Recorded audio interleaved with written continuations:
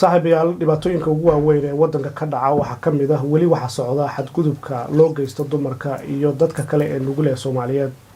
maanta waxaan rabaa inaan idin la wadaago qiso xanuun badan oo aan jecelahay bal inta dhageysato inay dareento. qisadaas waxay ka hadlaysaa gabar yar oo dhalinyaro ah oo Soomaaliyeed oo ku noolayd magaalada Muqdisho oo sida ay noo sheegi doonto ka warrami doonto dhibaatadii ka soo gaartay ama uu geystay ninkeedii oo hore u qabi jiray oo ay sheegtay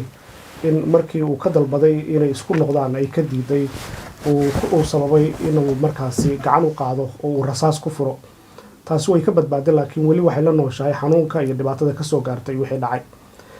amal maxamed maxamuud waxay kaloo dhibano u tahay dhibaatooyinka ka dhacaya wadanka oo ay ka mid tahay qaraxyada dalka ka dhaco. waxay horay ugu weysay dhibaatooyinka wadanka ka jira hooyadeed. waxaan jecelahay bal inaan idin la wadaago qisada amal oo ay iyada afkeeda nooga sheekayso wixii soo maray marka la eego xaaladda guud ee wadanka. waxaa la qiyaasaa in Soomaalidu ay 3 xaaladood ay ku sugan yihiin oo lagu sheegay inay tahay 3 qolo oo dhibanayaal ah. qolada koobaad oo ah dhibanaha koobaad waa qofka ku dhintay dagaaladii sokeeye ama dhibaatooyinka qaraxyada iyo argagixisada ah ee ka dhacay wadanka Soomaaliya.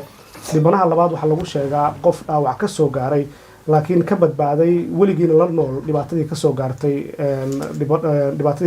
wadanka. dhibanaha saddexaadna waa qof jir ahaan caafimaad qaba laakiin maskax ahaan dhibaatada ka dhacday wadanka ay saameyn ku yeelatay. amal maxamed maxamuud ayaan kula kulmay magaalada Istanbul ee wadanka Turkiga oo aan ku suganahay waxaan bal ka wareysanayaa xaaladeeda. amal waa ka xumahay dhibka ku gaaray ilaahayna ku dhib yareeyo laakiin bal marka hore waxaan nooga warantaa sidee waxaan kugu dhaceen maxaad nooga sheegi kartaa dhibka ku gaaray?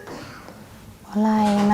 ما كميدا horto dhibkan waxa ii geystay waa ninkii qabay aan la soo dhaqmay hadana kadib calafna kala geeyay markii dambana oolaadan u dhalay markaan u dhalay oo muddo yar aan joogo oo idahayaan isku noqono markaan ka diidana wuxuu dhahay ama waa igu noqonaysaa ama cunugeyga ay siinay ama waa ku dilaa saddexdaas wax ka dhaxeeya ma lahan. marka oolaadad u dhashay waa hal cunug miya? hal wiil aan hayaa hay maxaa keenay marka hore furinkeena waa isku dhacnay waan kala tagnay marka ku noqoshada maxaa sabab marka inuu ku yiraahdo waa isku noqonaynaa? markii koowaad wuxuu dhahay horta cunug markaan dhalay wuxuu dhahay waan isku noqonaynaa kadib waan ka diiday ilaa wuxuu dhahay markii dambe xooga cunuga iga markuu aan ka diiday uu iga aamusay cunuga iga xanuunsaday istaalaan la galay istaalka markaan la galay 3 maalin markaan ku jiro gabar habartay la joogtay haba ay dhahday marka reerkiisa u sheeg wiilka yaray naqasa ku dhagaya cunuga markaas waa wacay waa u sheegay wuxuu dhahay cunuga iikan oo kuugu tufaa ana ii diiday ana iga qarsatay waayahan dhahay waan soo baxay waxaan ku jira marka istaalka soos la dhahayo waan soo baxay meeshii madaxtooyada ugu imaaday meeshii shaqada waa u geeyay cunugii markaan irida aan istaagnay oo soo baxay banaanka u soo baxay cunuga qabsaday oo gudihii hore u la galay marka anina hooyo cunugeeda iska keentay ma ahaynin waan ka calool xumooday meesha taliyaala joogay gudaha hore u gudbay marka meesha waa la iga yaqaanay oo hore u joogi jiray oo ninka meesha ka shaqeynayay markii hore aan u gudbay oo hore aan u galay taliyaashii aan arkay waxaan dhahay cunugii iga soo qaatay iikan waa kuugu tufaa way dhahay cunuga marka waa la hadlay waxaa la dhahay cunugeeda si uu ii soo tuurto dhahay cunuga waxaa la gabadha cunugeeda ku soo tuurtay meel ka soo daba ordeene si cunugeeda sidii cunuga igu soo siiyay uu soo raaxo dhahay bajaajan saara oo soo baxnay barti gaari laga raacay marka imaan qorog ugu qabtay hadana wuxuu dhahay dhig cunuga madaxaaga u maqan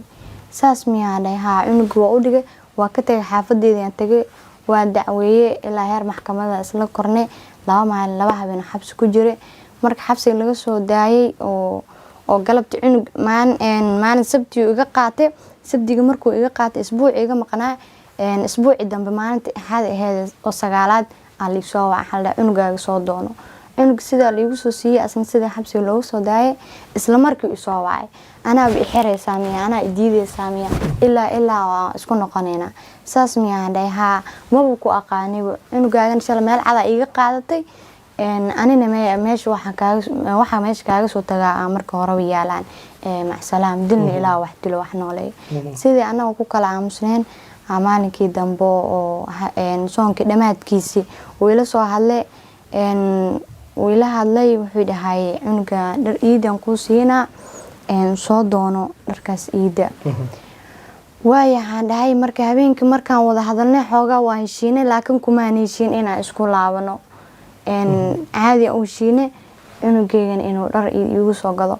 marka gaarigaan soo raacay gaarigu meesha ugu balamiyey intaana gaarin anaa haystay cunugeyga waxaad noo sheegtay cunuga in maxkamadan kusoo kala qaadanay maxkamadan ku siisay adiga maxkamadan ku siiyey markaan soo kala tagnay kadib uu ila hadlay uu dhahay anima xabsi igeeneeda anima way dacweyneeda ilaa ama cunugeyga isiine ama waa isku noqonayna ama waa ku dilaawo saas miyaan dhahay cunugaagii insha Allah meel cada iga qaadatay anina meesh waxa kaaga soo tagaa meesha yaalaan dilna ilaa wax dilo wax noole iga leexo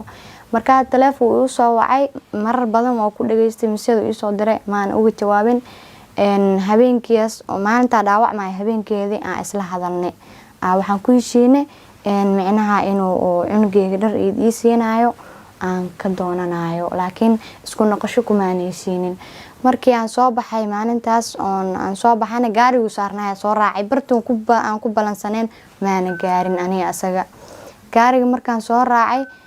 shareera xirnaa telefoon ku hadlaay kursi iga horeeyo saarnaa maana ogeyn ani uu soo jeestay wuu arkay anna waa arkay wuu islaamay waa ka qaaday salaan seeto waan fiicanahay alxamdulillah markaa kadib uu iga sii jeestay meesha maxaa telefoonka soo dhacay telefoonka markaan aan ku hadlaayo oo wax yar daqiiqad yar aan ku hadlaayo waxaa arkay ninka inta soo jeestay oo qoragii intii uu la qabtay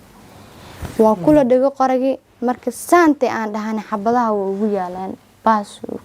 uu qabtay gaari caasiya saarnaa gaarigii ummadii idil way iiga daateen aniga asibisa ku soo harnay marka meesha jackpointia u dhawaay qofkii horta markaas iga badbaadiyay ma aqoonsan karo wajigiisa laakiin inuu askari ahaa oo nin rag ahaa codkiisa waan ka dareemayay oo qofkaas iga qabtay kadib istaalka la igeeyay asina markaas oo qoroga ugu la dhagaya dhaawac gaaray saa maqlay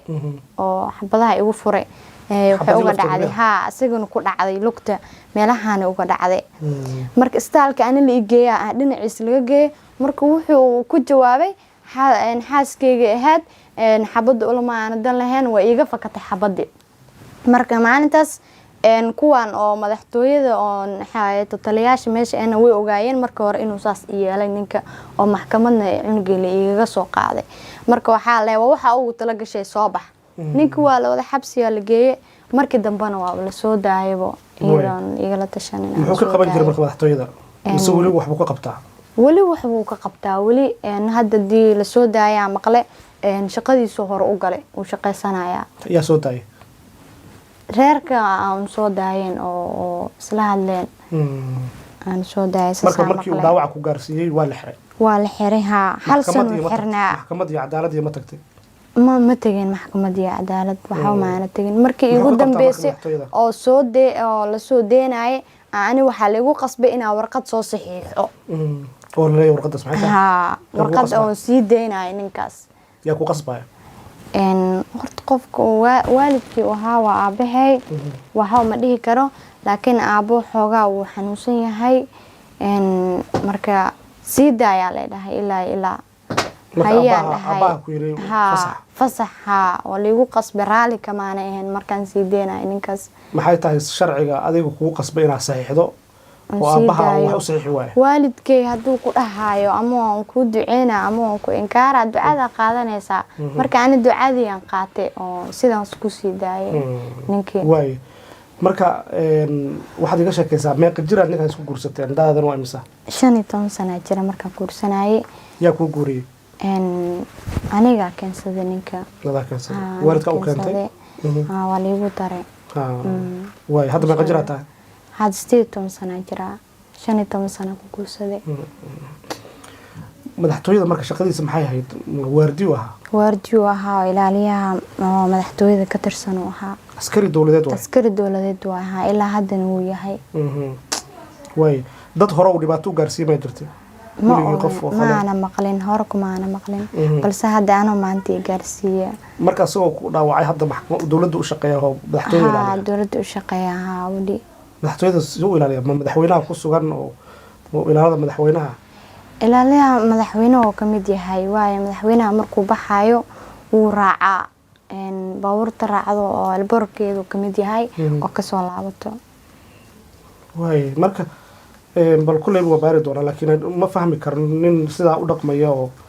dhibaatada ku geystay inuu lagu aamino amaanka madaxweynaha sax taas ayaaba wax kala ah laakiin waxaan jeclahay inaan ku weydiiyo marka see marka xalka ku dambeeyay markii dhibku ku gaaray wallaahi rafaad badan waan soo maray reerkeyga igu dadaalay inkastoo markii dambe tabar ay u dheeriday 3 bilood horta istaal keysanay waa maqashaa maleena istaalkaas aan 3 bilood aan waxba aan helin lugteedana dhacaamaysay 3daas bilood marka waxa la ii raadinayay istaal oo daaweyn karo macnaha wax la iigu qaban karo hadda marka mid oo Soomaali Suudaanis ay dhahayaan kaasa wuxuu dhahay lugta waxaan ka soo saarayaa lugtaagan calashaan oo ku soconaysid marka alxamdulillah 7 qaliin aan maray oo mar walba marka 2 bilood marka joogo qaliin aan galay hadda markii igu dambeeyay soonkii hadda waxa la dhahay socda la ii bilaabay marka 2 isbuuc camal aan soconayo lugta qoyaan iga kala wayga barartay markaas aan liigay dhakhtarka lagu celiyay 2 qaliina soonka kadib aan maray oo marna qoyaanka la iga bixinay marna birna iga bixinay igu jirtay way bar dambe marka ma kulanteen ninkii dhibka ku gaarsiiyay ma kulmin mana isoo wicin mana aan arkin reerkiisa xataa markii xabsiga laga daayay ay igu dambeysay seeta xataa ima soo dhihin way marka ninka dhawaad cafisay seed ku cafisay wallaahi horta waxaan ku cafiyay mid koowaad shala horta waa la igu qasbay ana cafiskii koo aan sii deenay mid aniga oo qalbigay ka soo go'day meesha ahaanin tan hadda waalidkii waxa tii haddana waxay ahayd horta gudoomiyaheena shalay markii aan u tagay oo wuxuu ahaay maaliyadda gudoomiyaha gobolka Banaadir waaye Ibrahim Dheere maxaa soo galay qadiyada aniga u tagay oo maami Jawaahir ay geeday oo ay dhahday wuxuu ahaay taana ku caawinayo sida gobolka liigu geeyay gudoomiyaha ila kulansiisay codsiga u gudbistay dhibaatada si ugu dhacdo aan u sheegay marka wuxuu dhahay sharciga la horkeenayo gudoomiyaha hayi waxaan dhahay fiisiyo ii soo saaray tikidkii ii dalbe baasaboorku ii sameeyay lacag pocket money uu ii siiyay marka wax badan oo ii qabtay habeenkii maalintii igu dambeysay habeenkeedan soo baxay wuxuu dhahay amalay iska cafininka waayaan dhahay marka gudoomiye waayo qofka haduu wax ku qabtay iska cafiga muxuu la jeeday ma niyad wanaag uu la jeeday oo macnaha dawladeeda wax ii qabatay xaahayeeto sida ku cafiyo dhahay amalay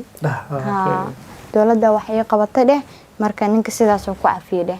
hayi waayaan dhahay marka waxa is dhahay qof ku dhahay dartiis ha u cafinin ilaahay dartiis u cafi sidaas aan ku cafiyo hadana waxba uma qabo maxay tahay marka sababta laakiin gudoomiyaha ku xigeenka ee gobolka maaliyadda maxaa ka dhaxeeya ninka wax ku gaarsiiyay isaga wuxuu ku leeyahay waa cafi wallahi ma sheegi karo balse isku leeyihiin gaar maya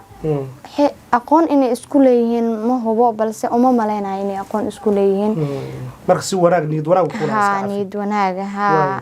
laakiin ninkii maadaama uu madax yahay ninkii uu ka shaqeeyay marka ka horeedana waxa maqlay fiidiyowga koowaad oo la iga duubay inay kuwan oo madaxtooyada joogan inay ka soo hadleen sababta fiidiyowgaas loo deeyay maxaa waaye ee dhaheen ee doodka keeneen TV iga duubtay ee dhaheen wiilasha wariyaasha la hadlay marka aniga ila hadleen ay dhaheen saas ay dhaheen maxaa gabadhan dhibaataysan ee dhibkeeda sheeganaysa loo sii daayay yiraahdeen fiidiyowgaas anaga nagala tashan maxaa loo sii daayay oo naloo ceebeena calashaan saasay dhaheen qolada madaxtooyada ayaa kula soo hadleen qolada madaxtooyada dhaheen wariyaasha la hadleen aniga wariyaasha marka saas ugu dhaheen marka waxa is dhahay gudoomiyaha wuxuu saa ku dhahay ereygaas hore aad maqashay ay kan isku miisaan marka aad u gaaray hadasho kadib ay dawladdu kula soo xiriirtay ku caawis marka hadal kadib dawladda ay caawiday oo codsiga ku jirtay marka waxay dhibsadeen hadalkaagii saasay ila tahay ku gaaray uu ku gaarsiiyay askari waayo wuxuu meeshuu joogo ka shaqeynayo waa meeshii madaxdii dhameed iskugu tagtay way joogto ninkan wali waa sii shaqeynaya ninkan wali waa sii shaqeynaya maxaa dareemay ka cadaalad ahaan ma heshay cadaalad u baahnayd haddaad xitaa cafiso ninka waxay ahayd inuu cadaalada maro dawladda waa gooni aad waa cafin kartaa laakiin dawladdu ma cafin karto صح واي لكن dhibaatadan maanta geystay hadana dawladii ku dhex jiro u shaqeynayo walaa waa dhibaato waayo aniga mid ii geystay mid ka badan uu geysan karaa صح واي laakiin waxa rajeynaa inay iska dhex saari doonaan ugu dambeyn marka amaal ilaahay ku dhibiray xaaladda caafimaadka hadda meeshan Turkiga maxaad kala kulantay xaalka u siiyay والله الحمد لله balse rajada inta uu imaaday ee ahayd aan lugteeda inay ilaamato ay fidsanto ay ahayd maana helin taas balse waxay dhaheen lugtaada biraha markii hore la soo galiyay ay kaaga ciyaaray oo macnaha waxyeelo badan u geystay waayo barne jilibka markii hore xabada igala baxsatay barka iga harana birihi iga dilay afshin qaade marka waxay dhaheen qaliin aan kugu sameeynaa hal jaanis haysata waana halkaas qaliin biraha laga saaraa jabkii oo macnaha ka haray jilibkana waa laga saaraa waayo lafta kale ka saameynaysa lugta iyadoo taagan 2 bil kadib oo ku soconaysa ilaa marka ma ka socdo xanuunka ka war ma ka seexataa la habeenka xanuun baabiya una habeen alxamdulillah ilaahay uu karkaaray waxa ay sheegtay hooyada inaad ku weyday qaraxyada ka dhacay wadanka صح 2016 ahayd bish 9 dabadeeda ya hooyo nooga dhimatay maxaa ku dhacay hooyo subaxdii horta qof waxay ahayd ilmaheeda u shaqeysanayso oo ilmaheeda u soo shaqo tagtay waxay soo bixi jirtay gurigeeda ka soo tagi jirtay 9 saac habeenimo anaa la shaqeyn jiray 9 saac habeenimo ka soo tagayna guriga shaqada waxaan la ku tagi jirnay ilaa waxaan soo jirnay 12 salaada iyadoo la galay ama laga baxay aan tagi jirnay meesha ilaa maalintii oo dhan ka shaqeysan jirnay marka ciidana meesha imaan jiray oo ka cunteyn jiray qaraxiya loogu duubay subaxdii dambe markay soo dheelmatay subax khamiis ay ahayd taariikhdana xaq beegneed 2016 ahayd bish 9 dabadeeda markay imaatay shaqadeeda soo shaqo gashay adi halka saac subaxnimo xilliga quraacda marka la joogo oo qaraxi dhacay dad badan oo ku dhinteen oo ku dhaawacmeen hooyada anigana ku jirtay dadkii meesha ku dhintay ku jirtay ilaa naxariista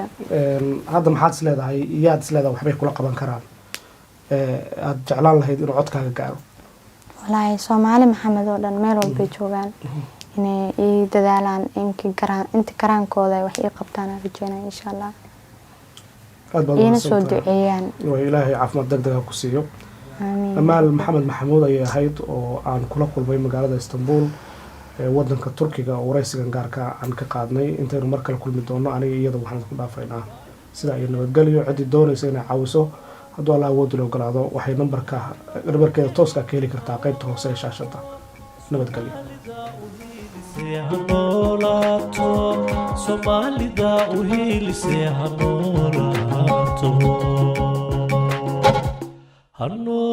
hanolaato